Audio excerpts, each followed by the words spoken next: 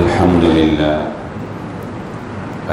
لله نحمده ونستعينه ونستغفره ونؤمن به ونتوكل عليه ونعوذ بالله من شرور أنفسنا ومن سيئات أعمالنا من يهده الله فلا مضل له ومن يضلل فلا هادي له وأشهد أن لا إله إلا الله وحده لا شريك له وأشهد أن محمدا عبده ورسوله اللهم صل على محمد وعلى آل محمد كما صليت على إبراهيم وعلى آل إبراهيم إنك حميد مجيد اللهم بارك على محمد وعلى آل محمد كما باركت على إبراهيم وعلى آل إبراهيم إنك حميد مجيد رب اشرح لي صدري ويسر لي أمري واحلل عقدة من لساني يفقهوا قولي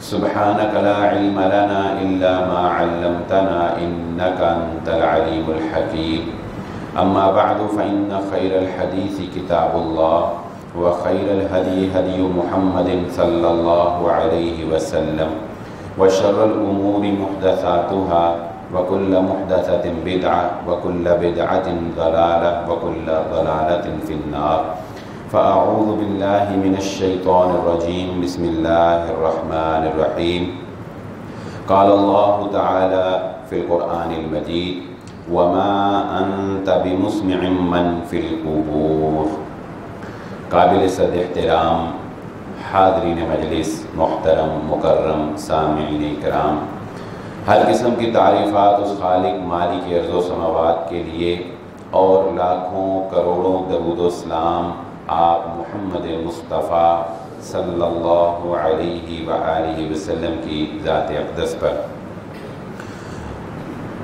ہماری آج کی گفتگو جیسا کہ آپ احباب کو آگاہ کر دیا گیا تھا کہ رسول اللہ صلی اللہ علیہ وآلہ وسلم کے ساتھ ہماری محبت اور نبی صلی اللہ علیہ وآلہ وسلم کی ہمارے ساتھ محبت کیا ہے، وہ کس معیار کی ہونی چاہیے، اس کے تقاضے کیا ہیں، اس مختصر وقت میں ہم جاننے کی کوشش کریں گے، اس دعا کے ساتھ کہ اللہ رب العزت ہمارے دلوں میں اپنی جان سے بھی زیادہ اپنے حبیب صلی اللہ علیہ وآلہ وسلم کی محبت راسخ فرما دے۔ اللہ تعالی ہمیں اپنی زندگیوں میں رسول اللہ صلی اللہ علیہ وآلہ وسلم کے طریقے کو اپنا لینے کی توفیق عطا فرما دے۔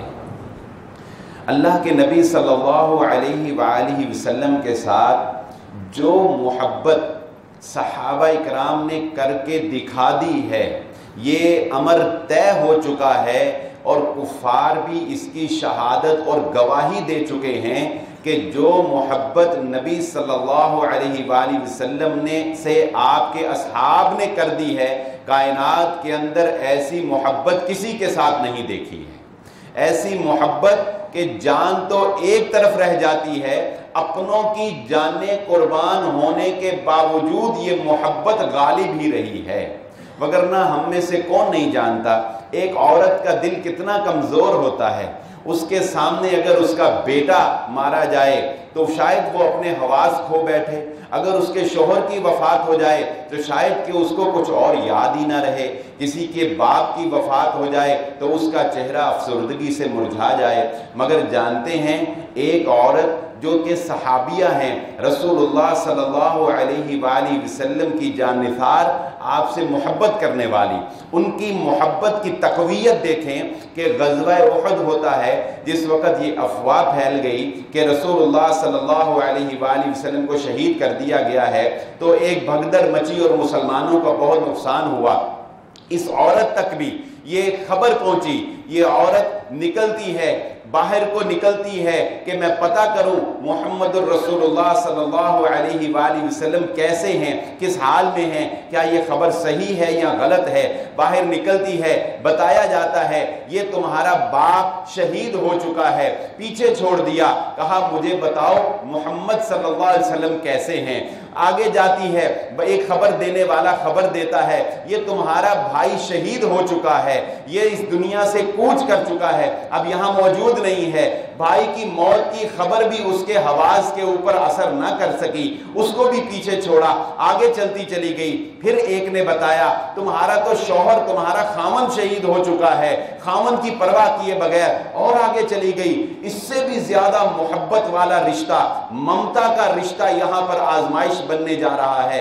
ایک نے بتایا تمہارا تو بیٹا بھی راہ خدا میں شہید ہو چکا ہے۔ کہا پرواہ ہی نہیں ہے، مجھے بتاؤ محمد الرسول اللہ صلی اللہ علیہ وآلہ وسلم کس حال میں ہیں۔ آگے جا کے پتہ چلتا ہے کہ اللہ کے نبی صلی اللہ علیہ وسلم بالکل صحیح ہیں، آپ تندرست ہیں۔ کہتی ہیں اگر مجھے یہ علم ہو گیا ہے کہ نبی صلی اللہ علیہ وسلم ٹھیک ہیں، مجھے اپنی کسی کی پرواہ نہیں ہے، کسی کی موت کی فکر نہیں ہے، میرے دل کو قرار مل گیا ہے۔ بتائیں یہ اپنی جان سے بھی زیادہ محبت کی بات ہے کہ نہیں ہے؟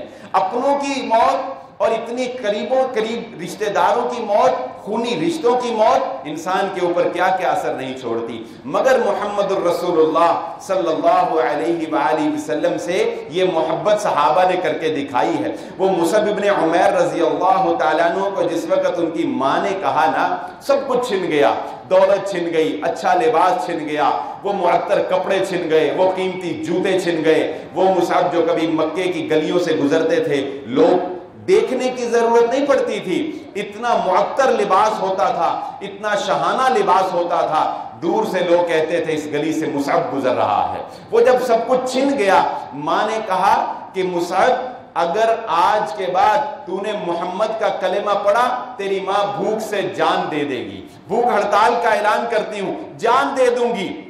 یہ ایک حربہ تھا محمد رسول اللہ صلی اللہ علیہ وسلم کی محبت کو ایک صحابی، ایک جان نثار کے دل سے نکالنے کا۔ حضرت مصعب کا وہ جواب سنہری حروف سے تاریخ میں لکھا گیا کہ اے ماں مجھے تیری موت کا غم تو بہت ہوگا، مجھے تیرے اس بھوکے رہنے کی تکلیف تو بہت ہوگی، مگر مصعب کا یہ اعلان سن لے تجھ جیسی 1000 مائیں قربان کر سکتا ہوں، محمد عربی کا کلمہ نہیں چھوڑ سکتا صلی اللہ علیہ وسلم۔ وہ حضرت زید رضی اللہ تعالیٰ عنہ کو جس وقت سولی پر چڑھایا جانے لگا، ابو سفیان آگے ہوتا ہے جو ابھی مسلمان نہیں ہوئے، تو حضرت ابو سفیان اس سے پوچھتے ہیں حضرت زید سے اے زید کیا خیال ہے، اب تم چاہتے ہوگے جس کی خاطر آج یہاں پر سولی چڑھائے جانے لگے ہو، کیا خیال ہے اگر تمہیں چھوڑ دیا جائے اور تمہاری جگہ ان کو کھڑا کر دیا جائے تو تم اس پیشکش کو قبول کر لو گے، اس دعوت کو قبول کر لو گے؟ تو حضرت زید رضی اللہ تعالیٰ عنہ فرماتے ہیں تمہیں غلطی لگ گئی ہے، اگر تم یہ پیشکش کرو کہ بستر پر بیٹھے ہوئے میرے نبی کے پاؤں میں، میرے نبی کے قدم مبارک میں ایک کانٹا لگا لینے دو اور بدلے میں ہم تمہاری جان چھوڑ دیتے ہیں، تو زید اپنی جان قربان کرنا گوارا کرتا ہے، اپنے نبی کے پاؤں میں کانٹا چبانا گوارا نہیں کرتا ہے۔ وہ جو کانٹے پر اپنی جان قربان کر دینے والے، وہ جو ابو بکر صدیق رضی اللہ تعالی عنہ جب آپ کے گود مبارک میں حضرت محمد رسول اللہ صلی اللہ علیہ وسلم سر رکھ کے سوئے ہوئے ہیں، ایک زہریلا جانور کاٹ لیتا ہے، وہ اس زہر کی تکلیف کو برداشت کر رہے ہیں اور جانتے ہیں زہر سے جان جا سکتی، وہ جان جا رہی ہے، اور جان جانے کے بدلے میں کیا ہے؟ صرف یہ ہے جو کہ عام انسان کے لیے تو صرف ہو سکتا ہے، مگر ان کے لیے محمد الرسول اللہ صلی اللہ علیہ وسلم کی نیند پیاری ہے۔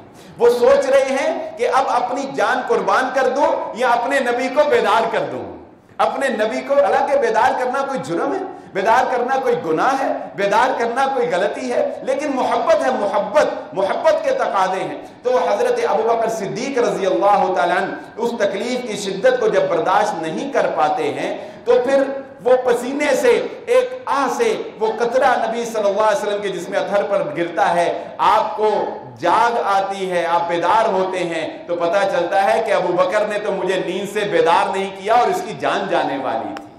آپ نے اپنا لعاب لگایا اور وہ زہریلا زخم، اس کا زہر جو ہے وہ ختم ہو گیا۔ یہ مختصر میں نے چند ایک مثالیں بیان کی ہیں کہ صحابہ نے محمد الرسول اللہ صلی اللہ علیہ وسلم سے کیسی محبت کی، اور اسلام ہم سے ایسی ہی محبت کا تقاضا کرتا ہے۔ یاد رکھ لیجئے، ہم میں سے کوئی بھی اس وقت تک مومن نہیں ہو سکتا، لا یؤمن احدکم، اللہ کے نبی صلی اللہ علیہ وسلم کا یہ فرمان سن لیجئے، فرمایا تم میں سے کوئی اس وقت تک مومن نہیں ہو سکتا جب تک اس کے اولاد سے زیادہ، جب تک اس کے ماں باپ سے زیادہ، اس کے رشتہ داروں سے زیادہ، حتیٰ کہ اس کی اپنی جان سے زیادہ اسے پیارے نہیں ہو جاتے۔ کون؟ محمد الرسول اللہ صلی اللہ علیہ وسلم۔ اور جانتے ہیں یہ تو صحابہ کی محبت تھی، امتیوں کی محبت تھی، اور آج بھی بہت سے جان نثار محبت کی بہت سی مثالیں رقم کرتے ہیں، لیکن اللہ کے نبی صلی اللہ علیہ وآلہ وسلم نے بھی اپنی امت سے بڑی محبت فرمائی اور ہم سے بڑی محبت کی ہے، ہم سے اللہ کے نبی صلی اللہ علیہ وآلہ وسلم نے بڑی محبت کی ہے۔ آپ قبرستان جاتے ہیں، وہ مشہور دعا پڑھتے ہیں، السلام علیکم، السلام علیکم دار قوم مؤمنین انا انشاءاللہ بکم لاحقون۔ یہ میں نے اختصار سے پڑھی ہے، ایک طویل بھی دوسری روایت میں آتی ہے۔ یہ نبی صلی اللہ علیہ وآلہ، یہ پوری روایت آج آپ کو سناتا ہوں، آپ نے صرف اتنی دعا جو ہے وہ سنی ہوگی، یہ صحیح مسلم کی پوری حدیث آج ہم سننے لگے۔ اللہ کے نبی صلی اللہ علیہ وسلم نے ہمیں سکھایا جب قبرستان جاؤ تو کیا کہو؟ السلام علیکم، اور پکارو ان کو اے ایمان والو، اور آخری الفاظ نبی صلی اللہ علیہ وسلم کے کیا ہے؟ انا انشاءاللہ بکم لاحقون، بے شک اللہ نے چاہا تو ہم بھی تم سے ملاقات کرنے والے ہیں۔ یہاں ایک بات بھی سمجھاتا چلا جاؤں، اگلی روایت بیان کرنے سے پہلے، یہ الفاظ ہمیں کون سکھا رہا ہے؟ اللہ کے نبی صلی اللہ علیہ وسلم سکھا رہے ہیں، نبی صلی اللہ علیہ وسلم پڑھ رہے ہیں، خود نبی صلی اللہ علیہ وسلم کہہ رہے ہیں کہ اگر اللہ نے چاہا ہم بھی تم سے ملاقات کریں گے۔ کیا مطلب؟ خود نبی صلی اللہ علیہ وسلم بتا رہے ہیں کہ ایک دن آپ نے بھی اس دنیا فانی سے کوچ کر جانا ہے۔ یہ اس ہم میں نبی صلی اللہ علیہ وسلم بھی تو شامل ہے نا۔ اب نبی صلی اللہ علیہ وسلم کا فرمان یہ ہے کہ ہم نے ایک دن تم سے ملنا ہے، اور کوئی کہے کہ نہیں نبی صلی اللہ علیہ وسلم نے وفات نہیں پائی، آپ زندہ ہیں، آپ حیات ہیں اسی طرح جس طرح کے زندہ تھے، تو ہم اس کو کیا کہہ سکتے ہیں؟ وہ تو خود نبی صلی اللہ علیہ وسلم کے فرمان سے مخالفت کر رہا ہے۔ آئیے اگلی بات محل شاہد کی طرف چلتے ہیں۔ اللہ کے نبی صلی اللہ علیہ وسلم نے فرمایا ودت، میری چاہت ہے، میری چاہت ہے، لو انا رأینا اخواننا، یہ اس حدیث کے اگلے الفاظ ہے، صحیح مسلم کی روایت۔ فرمایا اللہ کے نبی صلی اللہ علیہ وسلم نے، میں یہ چاہتا ہوں کاش کہ میں اپنے بھائیوں کو دیکھ سکوں، کاش کہ میں اپنے بھائیوں کو دیکھ سکوں۔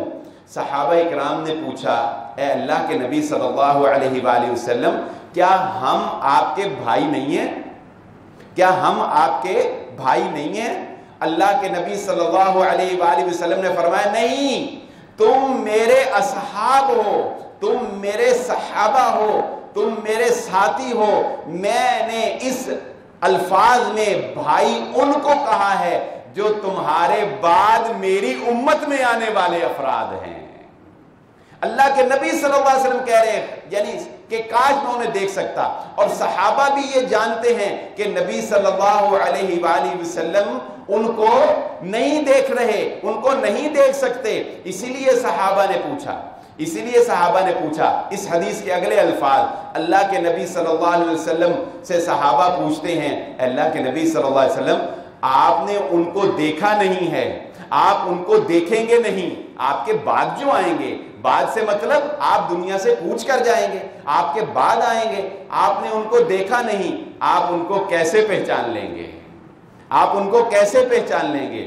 اللہ کے نبی صلی اللہ علیہ وآلہ وسلم نے فرمایا، اے میرے صحابہ تمہارا کیا خیال ہے اگر ایک گھوڑا، کالے گھوڑوں میں، کالے گھوڑے ہوں سارے، اور کالے گھوڑوں میں ایک گھوڑا ایسا ہو جس کی پیشانی سفید ہو، جس کے چاروں پاؤں کھر جسے ہم کہتے ہیں، ان کے نیچے ہلکی ہلکی ایک سفید لائن ایسے ہو، تو کیا خیال ہے تم سارے کالے گھوڑوں میں اس 5 سفید نشانوں والے گھوڑے کو پہچان لو گے کہ نہیں پہچان لو گے؟ اور یہ گھوڑا بہت خوبصورت گھوڑا سمجھا جاتا ہے، جو سارا کالا ہو اور اس کی پیشانی پہ سفیدی ہو یا اس کے قدموں میں ہلکی ہلکی سفیدی، بڑا خوبصورت گھوڑا۔ تو صحابہ نے کہا کیوں نہیں اللہ کے نبی صلی اللہ علیہ وسلم، اگر کالے گھوڑوں میں ایسی نشانی والا گھوڑا ہو تو یقیناً اس کو پہچاننا کوئی مشکل نہیں ہے۔ اللہ کے نبی صلی اللہ علیہ وسلم نے فرمایا میں اپنے امتیوں کو قیامت والے دن وضو کے اعضاء کے اس طرح چمکنے سے پہچان لوں گا، وضو کے اعضاء کے اس طرح چمکنے سے پہچان لوں گا۔ کیا مطلب؟ کہ محمد الرسول اللہ صلی اللہ علیہ وآلہ وسلم اپنے آنے والے بعد والے امتیوں کو دیکھ نہیں رہے، بعد والے امتیوں کو پہچان نہیں رہے، بلکہ یہ پہچان کی ایک خاص علامت ہے جو ہمیں بیان کر دی گئی ہے۔ اس لیے یہاں پر یہ عقیدے کی اصلاح کر لیجئے جو ہم نے پچھلے ہی جمعہ میں سن لیا تھا کہ اللہ کی صفات کے ساتھ کسی کو شریک نہیں کیا جا سکتا۔ ہر وقت ہر انسان کو دیکھنا، اس کو سننا، اس کے عادات کو، اس کے اعمال کو دیکھنا، یہ کس کا خاصہ ہے؟ یہ صرف اور صرف اللہ کا خاصہ ہے۔ اللہ ہمیں ہر وقت دیکھ رہا ہے۔ اللہ کے لیے ماضی بھی کوئی نہیں، حال بھی کوئی نہیں، مستقبل بھی کوئی نہیں۔ اگر ہم کسی اور میں یہ خاصہ مانیں گے تو یہ اللہ رب العزت کے ساتھ شرک ہو جائے گا۔ اس لیے اس حدیث میں جو میں نے آپ کے سامنے صحیح مسلم میں رکھی ہے، جہاں ہمیں یہ سبق ملتا ہے کہ محمد رسول اللہ صلی اللہ علیہ وسلم نے ہمیں اپنا بھائی کا اپنے الفاظ میں یہ ایک عقیدت اور محبت کا اظہار کیا اللہ کے نبی صلی اللہ علیہ وسلم نے، وہاں ہمیں اور بھی بہت سے درس ملتے ہیں، بہت سے سبق ملتے ہیں جو اس ایک حدیث میں ہمیں حاصل ہو رہے ہیں۔ افسوس کی بات تو یہ ہے کہ ہم اللہ کے نبی صلی اللہ علیہ وآلہ وسلم کے اقوال سے محبت اس طرح نہیں کرتے جس طرح کہ آپ کے تبرکات سے ہم محبت، اظہار محبت کی کوشش کرتے ہیں۔ ایک بات سمجھانے کے لیے بات سمجھاتا ہوں۔ ہم اس بات کا ایمان رکھتے ہیں الحمدللہ کہ اللہ کے نبی صلی اللہ علیہ وآلہ وسلم کے بال بھی متبرک ہیں، اللہ کے نبی صلی اللہ علیہ وسلم کا لعاب بھی برکت والا ہے، آپ کا پسینہ بھی برکت والا ہے، آپ کے پسینے سے بھی صحابہ برکت حاصل کرتے تھے، آپ کے وضو کے قطروں سے بھی صحابہ برکت حاصل کرتے تھے، حتیٰ کہ ہم تو اس شہر سے بھی محبت کرتے ہیں جس شہر کی نسبت محمد رسول اللہ صلی اللہ علیہ وسلم سے، جہاں آپ نے شب و روز گزارے ہیں۔ بتائیں ہم مکے سے محبت کرتے ہیں کہ نہیں کرتے؟ ہم مدینے سے محبت کرتے ہیں کہ نہیں کرتے؟ ہم احد پہاڑ سے محبت کرتے ہیں، ہم ان گلیوں سے، ان غاروں سے محبت کرتے ہیں جن غاروں میں کبھی میرے نبی صلی اللہ علیہ وآلہ وسلم نے اپنے چند ایام گزارے تھے، چند گھڑیاں گزاری تھی۔ کیوں چڑھ چڑھ کے مصیبت میں غار حرا تک لوگ جاتے ہیں؟ اس عقیدت اور محبت میں کہ یہاں میرے نبی محمد الرسول اللہ صلی اللہ علیہ وسلم آ کے عبادت کیا کرتے تھے۔ کیوں ہم زیارتیں کرتے ہیں؟ تو ہم تو محبت کرتے ہیں ہم اس چیز سے، لیکن یہ کیا المیہ ہے؟ کیا نبی صلی اللہ علیہ وآلہ وسلم کے الفاظ اس طرح بابرکت نہیں جس طرح آپ کے بال بابرکت ہیں؟ کیا آپ کی زبان اطہر سے نکلے ہوئے آپ کے قول اس طرح بابرکت نہیں؟ کیا آپ کے اعمال اس طرح بابرکت نہیں؟ لیکن آج اگر ہمیں یہ بتا دیا جائے کہ فلاں جگہ پر اللہ کے نبی صلی اللہ علیہ وسلم کے بال مبارک جو ہیں وہ نمائش کے لیے رکھے جا رہے ہیں، پتہ نہیں وہ سچ ہے یا جھوٹ ہے، یہ ایک الگ بات ہے، لیکن بتائیں وہاں دھکے کھا کر بھی لوگ جاتے ہیں کہ نہیں جاتے ہیں؟ وہ اپنی طرف سے محبت میں جاتے ہیں، یہ تو اس کی آگے نیت ہے کہ اس نے جھوٹ بولا یا سچ بولا، لیکن لوگ محبت کے لیے جاتے ہیں کہ نہیں جاتے؟ اگرچہ کہ ہم یہ جانتے ہیں کہ زیادہ تر یہ فراڈ ہی ہوتا ہے، مگر میں یہ بات سمجھانا چاہتا ہوں کہ بالوں سے محبت کے اظہار کے لیے، ان کے دیدار کے لیے دھکے کھاتے ہو، ان کے دیدار کے لیے ڈنڈے کھاتے ہو، پیسہ خرچ کرتے ہو، سفر کرتے ہو، جو تمہارے گھر میں نبی کی احادیث پہنچ رہی ہیں ان پر عمل کیوں نہیں کرتے؟ کیا وہ بابرکت نہیں ہے؟ کیا میرے نبی کے الفاظ برکت والے نہیں ہیں؟ اللہ کی قسم میرے نبی کی زبان اطہر سے نکلا ہوا ہر جملہ برکت والا ہے۔ اسی لیے محمد الرسول اللہ صلی اللہ علیہ وسلم نے فرمایا، اے میرے صحابہ میرے نبی کا مقام دیکھ لو، آپ کے الفاظ کی شان دیکھنا، کہ آپ نے فرمایا جس چیز سے میں نے تمہیں منع کیا ہے اس سے باز آ جاؤ، اور جس سے کرنے کا حکم دیا ہے اس کو کر لو۔ آپ نے فرمایا ہر امتی کے لیے جنت ہے الا ابا، مگر جس نے انکار کر دیا، جس نے جنت میں جانے سے انکار کر دیا۔ صحابہ نے حیران ہو کر پوچھا، اے اللہ کے نبی صلی اللہ علیہ وسلم جنت میں جانے سے کس نے انکار کیا؟ آپ صلی اللہ علیہ وسلم نے فرمایا جس نے اس بات کو جھٹلا دیا جو میں محمد صلی اللہ علیہ وسلم لے کر آیا اس نے جنت میں جانے سے انکار کر دیا ہے۔ اور محبت ایک اور چلتے چلتے ایک اور محبت کی یہ عظیم خوشخبری سن لیجئے، دل باغ باغ ہو جائے گا، دل میں اپنے نبی کی محبت اور زیادہ پیدا ہو جائے گی۔ یہ محبت یک طرفہ نہیں، دو طرفہ ہے۔ یہ محبت یک طرفہ والا تو بیچارہ تڑپتا ہی رہتا ہے، یک طرفہ محبت والا تو تڑپتا ہی رہتا ہے نا، وہ تو آخر میں پھر شاعری کرنا شروع کر دیتا ہے۔ یہ جو میں محبت آپ کو بتا رہا ہوں یہ دو طرفہ محبت ہے۔ امتی محمد اپنے نبی سے محبت کرتے ہیں، نبی امتیوں سے محبت کرتا ہے۔ کہا ایک دفعہ حضرت عائشہ صدیقہ رضی اللہ تعالیٰ عنہ اللہ کے نبی صلی اللہ علیہ وآلہ وسلم کی گود مبارک میں سر رکھے ہوئی تھی۔ اللہ کے نبی صلی اللہ علیہ وآلہ وسلم فرمانے لگے، اے اللہ، عائشہ کے ماقبل یعنی زندگی کے پہلے والے، زندگی کے بعد والے تمام گناہوں کو بخش دے۔ یہ الفاظ نبی صلی اللہ علیہ وسلم کی زبان سے سنے، حضرت عائشہ نے چہرے پر رونق آ گئی، چہرہ کھل اٹھا، خوشی سے کہا آمین۔ کہا اللہ عائشہ کو جنت میں داخلہ عطا فرما دے، گناہ بھی معاف کر دے اور گناہوں کے معافی کے بعد جنت میں داخلہ بھی عطا فرما دے۔ اس سے بڑی اور دعا کیا ہو سکتی ہے؟ اور مانگنے والا کون ہے؟ مانگنے والے کون ہیں؟ حضرت عائشہ صدیقہ رضی اللہ تعالیٰ عنہ کو پھر نبی صلی اللہ علیہ وسلم نے فرمایا، اے عائشہ، یہ جو میں نے تمہیں دعا دی ہے کیا تمہیں خوشی ہوئی ہے؟ کیا تمہیں یہ میری دعا مانگنا پسند آیا ہے؟ تو حضرت عائشہ فرمانے لگی، اے اللہ کے نبی صلی اللہ علیہ وسلم، بھلا مجھے اور کیا چاہیے؟ بھلا مجھے اور کیا چاہیے؟ اس سے بڑی اور کیا بات ہو سکتی کہ آپ نے میرے لیے اتنی زبردست، اتنی عظیم، اتنی بہترین الفاظ والی دعا مانگی۔ تو محمد الرسول اللہ صلی اللہ علیہ وسلم نے فرمایا، اے عائشہ، یہ دعا جو میں نے آج تیرے لیے مانگی ہے، یہ دعا میں ہر روز نماز میں اپنی امت کے لیے مانگتا ہوں۔ ربی امتی ربی امتی، وہ جو راتوں کو کھڑے ہو کر آنکھوں سے اشک بہنے لگے، اللہ نے جبرائیل علیہ السلام کو بھیجا کہ میرے حبیب کو پوچھو کیوں روتے ہیں، اور تیرا رب خوب جانتا تھا کہ کیوں روتے ہیں۔ حضرت جبرائیل علیہ السلام نے آ کر پوچھا، نبی صلی اللہ علیہ وسلم نے فرمایا، جبرائیل اللہ سے پوچھئے ربی امتی، میری امت میری امت میری امت کے ساتھ کیا کریں گے، میری امت کا معاملہ کیسا ہوگا۔ حضرت جبرائیل علیہ السلام گئے، اللہ رب العزت نے کہا میرے حبیب کو خوشخبری سنا دو، اِنَّا سَنُرْضِيكَ فِي أُمَّتِكَ وَلَا نَسُوكَ۔ یہ محبت ہی تھی نا جو راتوں کو کھڑے ہو کے امت کے لیے آنکھوں سے اشک بہائے جا رہے ہیں۔ کیا اور خوشخبری کیا مل گئی؟ خوشخبری یہ مل گئی جو میرے اور آپ کے لیے خوشخبری ہے۔ کاش کہ ہم اپنے آپ کو آپ کا امتی ثابت کرنے میں کامیاب ہو جائیں، ہم اپنے آپ کو آپ کا امتی ثابت کرنے میں کامیاب ہو جائیں۔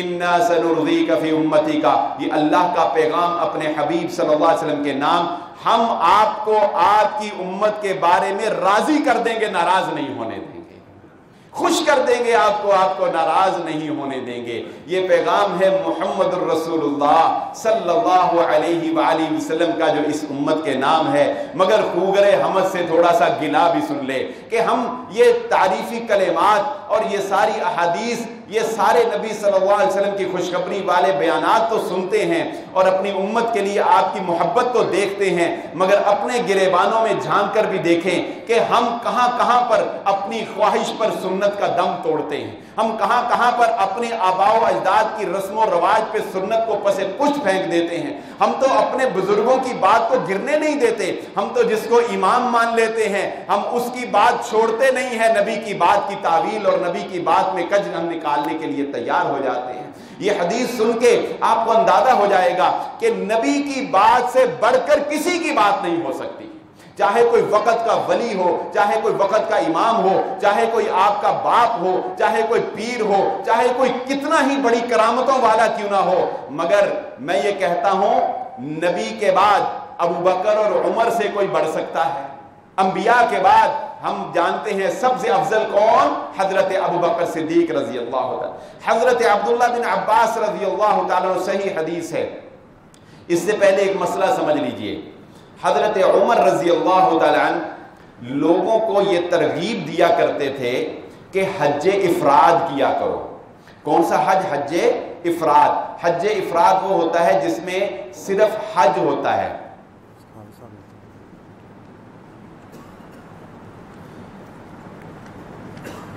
حج افراد وہ ہوتا ہے جس میں صرف حج ہوتا ہے۔ تو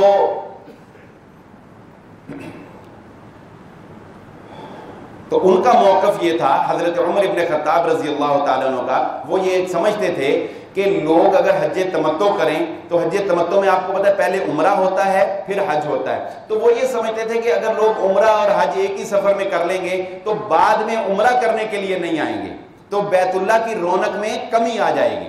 اس لیے حضرت عمر رضی اللہ تعالیٰ عنہ، حضرت ابوبکر صدیق، یہ دونوں شیخین لوگوں کو زیادہ کہتے ہیں حج افراد کرو، حج افراد کرو۔ حضرت عبداللہ بن عباس رضی اللہ تعالیٰ عنہ درس دے رہے ہیں اور لوگ سن رہے ہیں۔ حضرت عبداللہ بن عباس رضی اللہ تعالیٰ عنہ کہتے ہیں اللہ کے نبی صلی اللہ علیہ وآلہ وسلم حج تمتع پسند کرتے تھے۔ اللہ کے نبی صلی اللہ علیہ وسلم حج تمتع کرنا جس میں عمرہ بھی ہو جاتا ہے، پھر انسان احرام کھول دیتا ہے، جو اکثر پاکستانی حج تمتع کرتے ہیں، اس کے بعد حج بھی ہو جاتا ہے۔ عروہ بن زبیر رضی اللہ تعالیٰ عنہ کھڑے ہوتے ہیں، یہ بھی جلیل القدر تابعی ہیں اور عالم شخصیت ہیں، علم والی شخصیت ہیں، کھڑے ہو جاتے ہیں، کھڑے ہو کر کہتے ہیں عبداللہ کیا تم جانتے نہیں ہو ابو بکر صدیق اور عمر ابن خطاب رضی اللہ تعالیٰ عنہ لوگوں کو حج افراد کی ترغیب دیا کرتے تھے، کیا تم ان سے زیادہ جاننے والے ہو؟ حضرت عبداللہ بن عباس رضی اللہ تعالیٰ عنہ کا جملہ سنیے، آپ کا جواب سنیے۔ کہا بیٹھ جاؤ، مجھے ڈر ہے کہ کہیں آسمان سے تمہارے اوپر پتھر نہ برس پڑے، میں تمہیں نبی کی حدیث سنا رہا ہوں، تم مجھے ابو بکر اور عمر کی بات بتا رہے ہیں۔ میں تمہیں کیا کہہ رہا ہوں؟ محمد الرسول اللہ صلی اللہ علیہ وسلم حج تمتع پسند کرتے تھے، تم مجھے ابو بکر اور عمر کی بات بتا رہے ہو۔ اور اسی طرح کا جملہ حضرت عبداللہ بن عمر رضی اللہ تعالیٰ عنہ نے ایک صحابی کو سمجھانے کے لیے کہا، جب اس نے بھی اسی طرح کا سوال کیا تو حضرت عبداللہ بن عمر رضی اللہ تعالیٰ عنہ کہنے لگے تمہارا کیا خیال ہے، میں اپنے باپ کی بات مانوں یا محمد الرسول اللہ صلی اللہ علیہ وسلم کی بات مانوں؟ بتائیے باپ کون ہے؟ عام باپ نہیں، باپ عمر ابن خطاب رضی اللہ تعالی عنہ۔ حضرت عبداللہ بن عمر رضی اللہ تعالیٰ عنہ فرماتے ہیں کہ بتاؤ میں اپنے باپ کی بات مانوں یا اپنے محمد الرسول اللہ صلی اللہ علیہ وسلم؟ تو یاد رکھ لیجئے یہ بات، جہاں پر میرے نبی کی بات آ جائے گی وہاں پر ہر امام، ہر بزرگ، ہر باپ، ہر بڑے، ہر عالم، ہر ولی کی بات دیوار سے دے ماری جائے گی، محمد الرسول اللہ صلی اللہ علیہ وسلم کی بات کو چیلنج نہیں کیا جا سکتا۔ اور اس میں تو اتنی احتیاط ہے، خطبہ مجھے مختصر کرنے کا کہا ہے کہ باہر بارش ہو رہی ہے تو چند ایک باتیں سمجھ لیتے ہیں۔ اس میں تو اتنی احتیاط ہے، اللہ کی قسم الفاظ بھی نہیں بدلے جا سکتے۔ سونے سے پہلے ایک سونے کی دعا رسول اللہ صلی اللہ علیہ وسلم نے صحابی کو سنائی، اس کے آخری الفاظ لا ملجا ولا منجا الا الیک آمنت بکتابک الذی انزلت، یہ آخری جو الفاظ ہیں وَبِنَبِيِّكَ الَّذِي أَرْسَلْتَ۔ اللہ کے نبی صلی اللہ علیہ وسلم، ذرا باریکی کو سمجھیے گا، نبی صلی اللہ علیہ وسلم کی اطاعت کی باریکی کیا ہے۔ نبی صلی اللہ علیہ وسلم صحابی کو یہ دعا سکھا رہے ہیں، صحابی نے دعا سیکھ لی ہے، صحابی کہتے ہیں اے اللہ کے نبی صلی اللہ علیہ وسلم کیا میں آپ کو یہ الفاظ دوبارہ نہ سناؤں کہ تاکہ ذرا پختہ ہو جائے اور تصدیق مزید ہو جائے۔ اب صحابی سنانے لگے ہیں، اب صحابی سنانے لگے ہیں، اور جب یہاں پہنچے ہیں آمنت بکتابک الذی انزلت الیک وبرسولک الذی ارسلت، یہاں وبنبیک الذی ارسلت کی جگہ صحابی کہتے ہیں وبرسولک الذی ارسلت۔ رسول اور نبی میں کوئی زیادہ فرق والی بات نہیں ہے، نیت رسول کہیں تو اس میں نبی بھی شامل ہوتا ہے، اور نبی کہیں تو رسول، نبی صلی اللہ علیہ وسلم رسول بھی۔ نبی صلی اللہ علیہ وسلم نے، محمد صلی اللہ علیہ وسلم نے لفظ کون سا سکھایا؟ وَبِنَبِيِّكَ الَّذِي، وَبِنَبِيِّكَ الَّذِي۔ صحابی نے کون سا پڑھا؟ وَبِرَسُولِكَ الَّذِي۔ صحابی نے نبی کے لفظ کو رسول سے بدل دیا، اللہ کے نبی صلی اللہ علیہ وآلہ وسلم نے روک دیا، کہا نہیں یہ دعا اس وقت تک مؤثر نہیں ہوگی جب تک یہاں پر وہی لفظ نہ پڑھا جائے جو لفظ میں نے تم کو پڑھایا ہے۔ اور جو دین ہمیں یہ سکھاتا ہو کہ محمد عربی صلی اللہ علیہ وآلہ وسلم کے زبان اطہر سے نکلا ہوا لفظ بھی ہم مانی بھی ہو تو بدلا نہیں جا سکتا، وہ دین یہ اجازت کیسے دے سکتا ہے کہ ہم اپنی طرف سے دین میں بدعات کو داخل کر لیں، ہم اپنی طرف سے 40ویں دوسرے تیسرے اور قل اور قرآن خوانی اور یہ نہ جانے کیا کچھ دین میں ثواب کے نام سے اور ثواب سمجھ کے ہم اپنی جانب سے دین میں باتیں داخل کر لیں، دین ہمیں اس کی اجازت دے سکتا نہیں ہے۔ تو یاد رکھ لیجئے یہ بات، محمد الرسول اللہ صلی اللہ علیہ وآلہ وسلم کے ساتھ والہانہ محبت ہے، ہمیں بھی محبت ہے الحمدللہ، اپنی جان سے زیادہ محبت ہے، لیکن اس محبت کے کچھ تقاضے بھی ہیں۔ اس محبت، یہ محبت اطاعت مانگتی ہے، اتنی اطاعت جتنی نبی نے کر کے دکھایا ہے، جتنا صحابہ نے کر کے دکھایا ہے۔ اور میں آخر میں آپ کو ایک موقف، اپنا مسلک اہل حدیث کا موقف بیان کر دیتا ہوں تاکہ آپ کو یہ بات سمجھ آ جائے کہ آخر ہم لوگ کہتے کیا ہیں۔ لوگ کہتے ہیں کہ ان کی بات نہ سنو، سمجھ نہ آ جائے، یا ان کی بات نہ سنو کہ یہ غلط کہتے ہیں۔ میں آج آپ کو اپنا مسلک اہل حدیث کا موقف بیان کر دیتا ہوں۔ اگر بات دل کو لگے تو انسان کو مان لینی چاہیے، بات حق لگے تو انسان کو مان لینی چاہیے۔ یہی اللہ کے نبی صلی اللہ علیہ وسلم کی تعلیم ہے۔ فرمایا تکبر جس کے دل میں ہوگا وہ جنت میں داخل نہیں ہو سکتا۔ تکبر، لیکن ڈرنا نہیں، ڈرنے والی بات نہیں۔ تکبر کی تعریف بھی نبی صلی اللہ علیہ وسلم نے فرمائی، یہ اس سے بچنا بہت آسان ہے۔ اس تکبر سے جو نبی صلی اللہ علیہ وسلم نے تعریف سنائی، بچنا بڑا آسان ہے۔ کیا؟ اللہ کے نبی صلی اللہ علیہ وسلم نے فرمایا تکبر یہ ہے کہ انسان اپنے مقابلے میں لوگوں کو حقیر سمجھے۔ جو اپنے مقابلے میں دوسروں کو حقیر کم تر سمجھے گا اس کے دل میں تکبر ہے، یہ وہ کبر ہے جو جنت میں جانے سے مانے ہوگا۔ اور دوسرا، جب انسان کو حق کا پتہ چل جائے نا کہ یہ حق بات ہے تو اس کو جان بوجھ کر تسلیم نہ کرے، یہ اس کے تکبر کی علامت ہے۔ ہم کیا کہتے ہیں؟ ہم کہتے ہیں سب سے پہلے جس کی بات مانی جائے گی وہ رب کا قرآن ہے اور محمد الرسول اللہ صلی اللہ علیہ وسلم کا فرمان ہے۔ ان کے مقابل میں کسی کی بات مانی جا سکتی نہیں ہے۔ رب کے قرآن کو سمجھا جائے گا نبی صلی اللہ علیہ وسلم کی تفسیر سے، اور احادیث صحیح کے اوپر عمل کیا جائے گا، ضعیف اور موضوع روایات کے ہم قائل نہیں ہیں۔ اس کے بعد ہم کہتے ہیں کہ صحابہ سارے کے سارے امام ہیں۔ صحابہ سارے کیا ہیں؟ سارے صحابہ امام ہیں، سارے صحابہ جو ہے وہ عادل ہیں، ضابط ہیں، کوئی صحابی جو ہے وہ دین کے خلاف عمل کرنے والا نہیں ہے۔ ہم کہتے ہیں اس کے بعد صحابہ اکرام کو دیکھا جائے گا، ان کا عمل، ان کے اقوال کے بنیاد کے اوپر قرآن و حدیث کی تفسیر کو سمجھا جائے گا۔ اس کے بعد تابعین، تبع تابعین کے اقوال دیکھے جائیں گے۔